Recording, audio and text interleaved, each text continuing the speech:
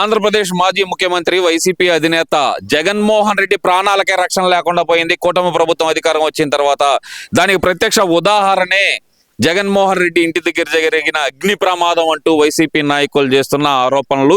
దాంట్లో నిజమెంత ఉందనుకోవచ్చు అంటారు? నిజమే అనుకుంటా. ఇప్పుడు భారతరెడ్డి వేసినట్టుంది మొగుడికి, మామూలుగా వేయలేదు అనుకుంటా ఈ లెక్కన. ఆడ దగలు నువ్వుతే ఇల్లు అంతా కొంప దగలు పెడితే లోపల చచ్చేవాడు అని చెప్పని భారతరెడ్డి వేసినట్టుంది. ఇంకెవడు వేస్తాడు? ఏక తలక మాసిన ఎదవేస్తాడు. వాడిని చూస్తేనే మామూలుగా చిన్నపిల్లలు నిద్రపెట్టి చావట్లా, పెద్దవాళ్ళు తడుకొని చేస్తున్నారు రాష్ట్రంలో. ఆడు చేసిన అకృష్టాలు 5 సంవత్సరాల పరిపాలన చూసి ఇప్పుడు కూడా నిద్రలో ఉలికిబడి ఎగుతున్నారు ఈ రాష్ట్ర ప్రజలు. అలాంటప్పుడు ఈ రాష్ట్ర ప్రజలు అతని జోలికి ఎందుకు పోతారు? పోతే గీతే ఏదన్నా కానీ అతను చేసిన పాపాలు, వాళ్ళ మామని సావనూకాడు, సొంత బాబాని సావనూకాడు, అమ్మని సావనూకాలు చూశాడు. లండన్ పారిపోయింది ఎలక్షన్ ముందు. ఏమి కోడికత్తి డ్రామా ఆడాడు. కోడికత్తిని వాడిని 5 ఏళ్ళు 6 ఏళ్ళు లోపల పెట్టాడు. ఈయన అసలుకి కనీసం ఒక వాయిదా కూడా పోకుండా. ఏంది మరి అలాగే ఇక నన్ను చంపేస్తామని కూటమి ప్రభుత్వం అనుకుంటుందని చెప్పని ఊరక అబండాలు వేయడానికి తప్పితే వాళ్ళు జగన్మోహన్ రెడ్డిని నిజంగా చంద్రబాబు నాయుడు లోపల వేయాలని అనుకుంటే చంద్రబాబు నాయుడు గారి మీద ఏమి లేకుండానే తీసుకెళ్ళి లోపల వేసాడు ఈ దిష్టుడు. కానీ ఇతని మీద 100 ఎఫ్ఐఆర్లు తయారు చేసి చేసిన 5 సంవత్సరాల పరిపాలనలో ఈ బాడీకి లోపలేసి ఉతకలేదేంద్రా బాబు అని ఈ రాష్ట్ర ప్రజలే మమ్మల్ని నిలేస్తున్నారు. నాయకుల్ని, లోకల్ నాయకులు తిరుగుతుంటే రాష్ట్ర ప్రజలు మీకు సిగ్గు లేదురా, మీ నాయకుడు నిద్రపోతున్నాడా, అతను లోపల పడేసి వాయించాలి కానీ అని చెప్పని అడుగుతుంటే మాకే దిక్కులేదు. ఇంకా మంచి ప్రభుత్వం కాబట్టి ఈ అదవ రోడ్ల మీద తిరగలుగుతున్నాడు. అంటే ఇక్కడ వైసీపీ కార్యాలయానికి తాడేపల్లి పోలీసులు ఇచ్చిన నోటీసు, మీ కార్యాలయం దగ్గర ఉన్న సీసీ ఫుటేజ్ ఇవ్వండి అంటూ ఇచ్చిన నోటీసు, ఆ నోటీసుకు సమాధానం చూస్తే సీసీటీవీ పనిచేయట్లేదు అంటూ వాళ్ళు ఇచ్చిన సమాధానం ఎలా చూడాలంటారు? అసలు ఎక్కడ మిస్కమ్యూనికేషన్ అవుతుంది అనుకోవచ్చు అంటారు? అసలు సీసీటీవీ ఫుటేజ్ వైసీపీ నాయకులు బయట ఎందుకు పెట్టట్లేదు అనుకోవచ్చు అంటారు? పెట్టరు. సీసీ కెమెరాలు కనపడతలేదు. ఇప్పుడు పోలీసులు కనపడతలే బయట. ఎవడికి దానిపోయే దానిలు కూడా మొత్తం బయట చుట్టూ పోలీసు కెమెరాలు పెట్టుకొని 30 అడుగులు అంతస్తు 30 అడుగులు అంతస్తులాగా ప్రజల సొమ్ము అబ్బనంగా దొబ్బి 25 కోట్లతో ఐరన్ ఓరు పెట్టుకొని ఈ రాష్ట్రాన్ని పరిపాలించిన సైకో జగన్మోహన్ రెడ్డి. అలాంటి జగన్మోహన్ రెడ్డి ఇంటి చుట్టూ కనీసం 200 కెమెరాలు ఉన్నాయి. ఫుటేజీ ఎందుకు ఇవ్వట్లేదు? అడిగినప్పుడు పోలీసులు అడిగినప్పుడు ఫుటేజీ నిజంగా మీరు అనుకున్న మాట ఇదైనప్పుడు మీరు దమ్ము ధైర్యం ఉంటే నువ్వు రాజశేఖర్ రెడ్డికి నిజంగా నువ్వు పుట్టుంటే నువ్వు ఎందుకు ఇవ్వలేదు? జగన్మోహన్ రెడ్డి నువ్వు ఎందుకు ఇవ్వలేదు? నువ్వు పోలీసులు అడిగినప్పుడు నువ్వు ఏదైతే వాళ్ళు అడిగిన ఫుటేజీ నువ్వు పంపించాల్సిన ధర్మం నీకు ఉందా లేదా? ఒక మాజీ ముఖ్యమంత్రిగా, ఎంపీగా, ఎమ్మెల్యేగా చేసిన నువ్వు, ప్రజాప్రతినిధిగా చేసి నువ్వు ఇవ్వలేదంటే అర్థం ఏంటి? అంటే ఈ వ్యవస్థల మీద నీకు అహంకారం, లెక్కలేనితనం. ప్రజలన్నా లెక్కలేదు, కోర్టులన్నా లెక్కలేదు, ఆఖరికి పోలీసు వ్యవస్థ. అసలు నువ్వు మాజీగా నువ్వు ప్రతిపక్ష నాయకుడు ఉన్నప్పుడే నేను ఈ రాష్ట్ర పోలీసులను నమ్మనని చెప్పని చంద్రబాబు నాయుడు గారి పరిపాలనలో నువ్వు రోడ్లమ్మడి తిరిగినోడి.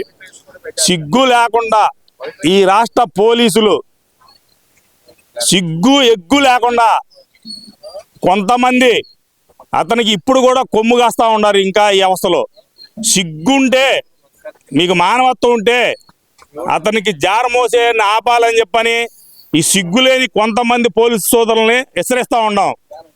మీరు లేదా కూటమి ప్రభుత్వం వీళ్ళ మీద యాక్షన్ తీసుకొని ఇమీడియట్గా వీళ్ళని ఎస్పీ ఆఫీస్కి సడన్ చేయాలని చెప్పని హెచ్చరిస్తూ ఉన్నాం ఈ ప్రభుత్వాన్ని కూడా.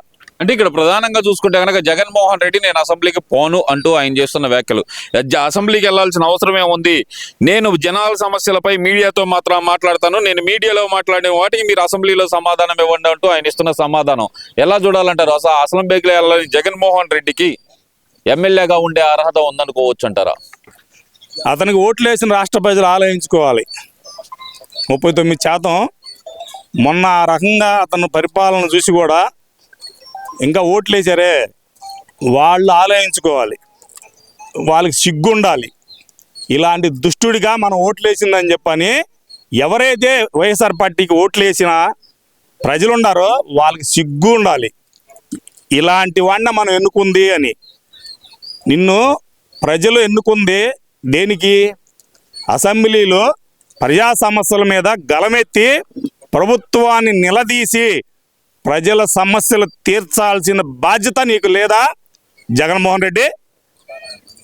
నువ్వు ముఖ్యమంత్రిగా చేసినవుడివి, నీకు 11 సీట్లు రాష్ట్ర ప్రజలు ఇస్తే ప్రతిపక్షంగా మాకు ఏదైనా అన్యాయం జరిగితే పోరాడమని ఇస్తే నువ్వు చేతగాని దద్దమ్మలాగా ఉత్తర పగలబ్బాలు పలుకుతా ఉంటావు. నువ్వు మీడియా ముందు సిగ్గే మాత్రం లేదా నీకు? మీడియా ముందు ఎట్లా మాట్లాడతావు? మీడియా ముందు మాట్లాడేది ఏంది? మీడియా ముందు నువ్వు మాట్లాడేది ఏంది? చిన్న పిల్లలు కూడా మాట్లాడుతున్నారు. ఇవాళ వేల ఛానల్స్లో లక్షల మంది మాట్లాడుతూ ఉన్నారు. ఆపురాలు నువ్వు ఒకటివి. నువ్వు మీడియా ముందు మాట్లాడేది అసెంబ్లీలో దమ్ము ధైర్యం చీయించు, మాట్లాడు. చంద్రబాబు నాయుడు గారు ముసలోడు అన్నా కదా, 70 ఏళ్ల వయసులో నువ్వు చేసిన దాష్టికాలను కూడా ఎదుర్కొని అసెంబ్లీలో ప్రజా సమస్యల మీద పోరాడాడు కాబట్టే ప్రజలు అతనికి తీర్పిచ్చారు.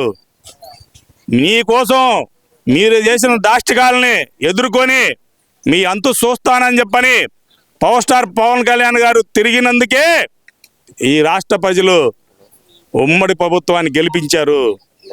బీజేపీ మీరు చేసిన దాష్టికాలకు భయపడి మీరు మళ్ళా గెలిస్తే ఈ రాష్ట్రం సంకనాగిపోద్దని చెప్పని బీజేపీ ప్రధానమంత్రి గారే భయపడి ఉమ్మడిగా కలిసి పోటీ చేసి మిమ్మల్ని అందరినీ శంకర్గిరి మాన్యాలు పంపించారు. ఇది నువ్వు తెలుసుకో, ఇప్పుడుకైనా బుద్ధి తెచ్చుకో. ఈరోజు నువ్వు నిజంగా ప్రజా సమస్య మీద పోరాడాలి, నేను మళ్ళా కనీసం 10 ఏళ్లకో 20 ఏళ్లకో ముఖ్యమంత్రిని అవ్వాలనుకుంటే అసెంబ్లీకి వచ్చి పోరాడు. నువ్వు రా, రోడ్డు మీదకి రా, ప్రజల సమస్యలతో నువ్వు ఏదన్నా ఉంటే ప్రభుత్వాన్ని నిలది నీ దమ్ము ధైర్యం చూయించు. అంతేగాని అటు ఇటు కానీ గాజులు దొడుకునే వాళ్ళుగా ఇళ్లలో కూర్చొని మీడియా సమావేశం పెడతానని చెప్పి అవాకులు చవాకులు పేలొద్దని చెప్పని జగన్మోహన్ రెడ్డి గారిని కోరుకుంటా ఉన్నాం. ఇక్కడ ఇంకో విషయం కూడా చూసుకుంటే దాదాపు 1 నెల గ్యాప్ తర్వాత మళ్ళీ యాంకర్ శ్యామల అయితే యాక్టివేట్ అయినట్టున్నారు. రాష్ట్రంలో మహిళలకు రక్షణ లేకుండా పోతుంది, ప్రశ్నిస్తా తొక్కిపెట్టి నారదీస్తా అని పవన్ కళ్యాణ్ ఎక్కడికి పోయాడు, డ్యూటీ ఎక్కాడా డ్యూటీ దిగాడా అంటూ ఆమె చేస్తున్న వ్యాఖ్యలు ఎలా చూడాలంటారు ఈ వ్యాఖ్యలని? అబ్బబ్బా, వచ్చిందమ్మా కొత్తగా వయ్యారి, మైక్ ఇచ్చారు కదా అని చెప్పని ఏది పడితే అది మాట్లాడుతుంది. వాళ్ళ అన్నగారి ప్రభుత్వం ఉన్నప్పుడు దిశ యాప్ అంట ఏదైతే సెల్లో ఓపెన్ చేయగానే పోలీసులు ఎదురుగా హోమ్ బట్టనంగానే ప్రత్యక్షమైనట్టు అయ్యేవాళ్ళంట. సిగ్గుండొద్దా? నువ్వు ఏడండావు అసలు?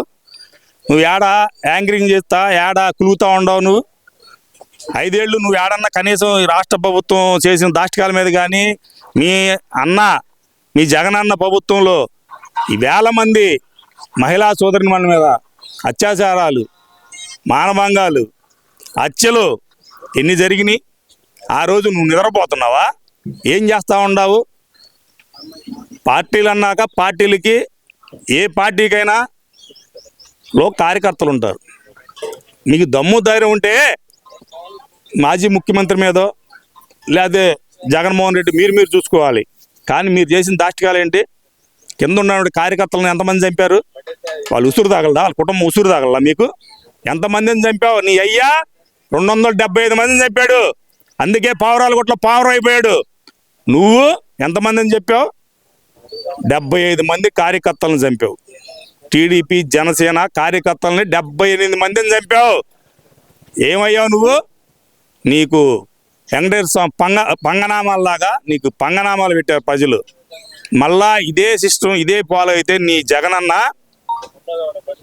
మళ్ళా నెక్స్ట్ కాదు కదా 30 ఏళ్ళు ఉంటానని 30 ఏళ్ళు ఉంటాడేమో భూమి మీద, కానీ రాజకీయాలకు దూరంగా ఉండి సన్యాసం తీసుకొని హరే రామ హరే కృష్ణ భజన చేసుకుంటూ ఉండాల్సిందే జగనన్న. తెలుసుకో, నువ్వు కొత్తగా వచ్చిన దానివి, నువ్వు అన్నీ తెలుసుకొని మాట్లాడడం నేర్చుకో. ఈ ప్రభుత్వంలో మొదట్లో మీ దాష్టికాలు, మీరు చేసిన పనులు, గంజాయి రైతు రాష్ట్రంగా చేసి ఆ గంజాయి మత్తులు కొన్ని జరిగిన మాట నిజమే, కానీ అన్నిటిని కూడా కంట్రోల్ చేసి ఇవాళ రాష్ట్రంలో శాంతి భద్రతలలో ఫుల్లుగా 100% నేరాలు తగ్గించిన రాష్ట్రం ఏదైనా ఉందనంటే ఈ 9 నెలల్లో ఆంధ్రప్రదేశ్ రాష్ట్రం. అది తెలుసుకో. బులబాటం ఎక్కువయ్యి మైక్ ఉంది కదా అని చెప్పని నీ ఇష్టం వచ్చినట్టు నువ్వు మాట్లాడితే తెలుగు సైనికులు, జన సైనికులు నిన్ను గొడ్డలొప్ప తీసి రోడ్డు మీద ఎంపడబడి కొడతారని చెప్పని తెలుసుకో. సరిగ్గా మాట్లాడతాం నేర్చుకో.